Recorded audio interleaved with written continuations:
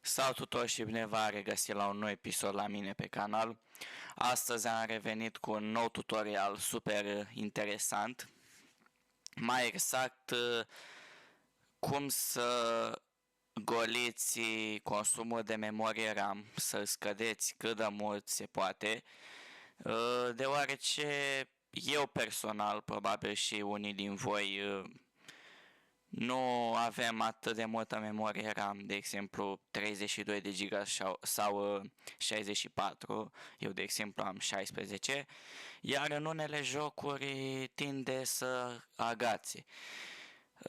Eu astăzi vă voi arăta un program super interesant care vă ajută să optimizați jocurile, să nu mai aveți spike-uri din cauza memoriei RAM.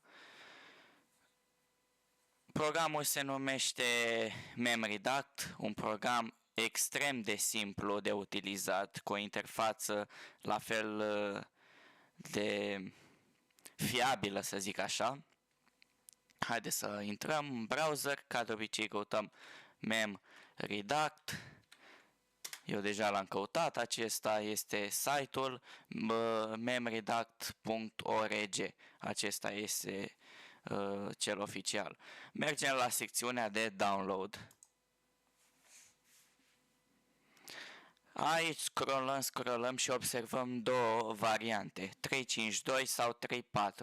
Eu recomand cea mai nouă versiune, deoarece în 99% din cazuri cea mai nouă versiune înseamnă și cea mai optimizată. Apăsăm pe ea, o salvăm unde vrem, eu o salvez la descărcări. S-a finalizat, o deschidem, acceptăm, putem închide acum browserul, next, acceptăm dacă doriți să citiți, eu nu o să fac asta deoarece este inutil, dau pe next, iar acum destination folder, adică unde trebuie descărcat, eu o să instalez în C. Componente de instalat, nu vreau localizare că nu are rost, dar desktop shortcut și start menu shortcut sunt destul de utile, mai ales desktop, install,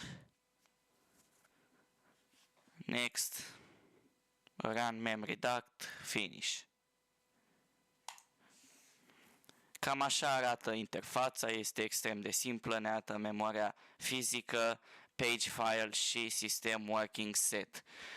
Acum voi deschide Task Manager. Iar la consumul de memorie RAM se observă 4 GB folosiți din 14, 2 s-au dus din cauza că am placă video de 2 GB. Apăsăm pe Clean Memory, Do Not Ask Again.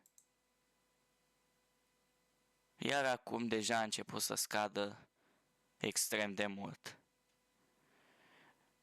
Programul o să trimită și o notificare, dar eu le-am dezactivat momentan cât timp înregistrez acest tutorial. Apăsăm din nou și observăm că de la 4 GB în idle am scăzut la 1,7, ceea ce este foarte bun, mai ales pe sisteme cu puțină memorie RAM. Recomand acest program și în jocuri solicitante, precum Fortnite, GTA 5, BeamNG Drive, pentru că pe mine m-a scăpat de multe spike-uri pe BeamNG Drive, pe hărți mai solicitante.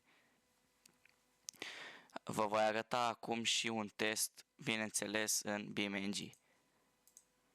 Bun, am revenit cu testul în BeamNG, după cum se observă consumul momentan, consumul actual este de 12,3, 12,6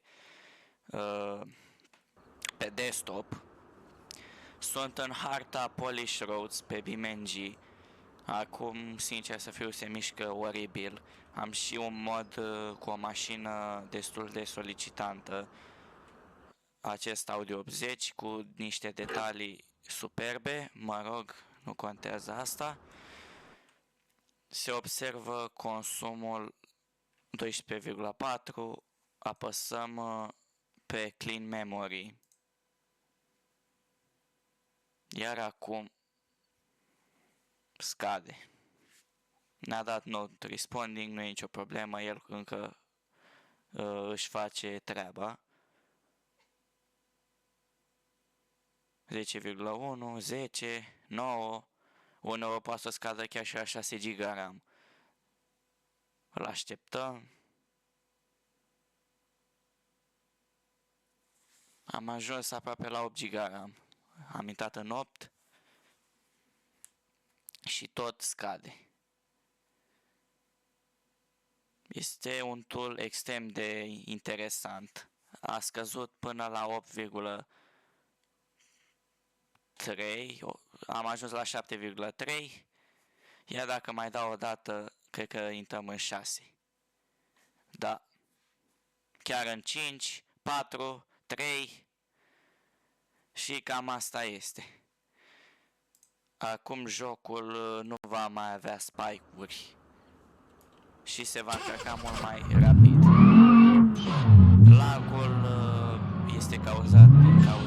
este cauzat special de placa video, care este destul de slabă, doar 2 GB, dar spike-urile sunt și din cauza memoriei RAM. Cam acesta a fost programul, sper că vă va fi de folos. Pa, pa!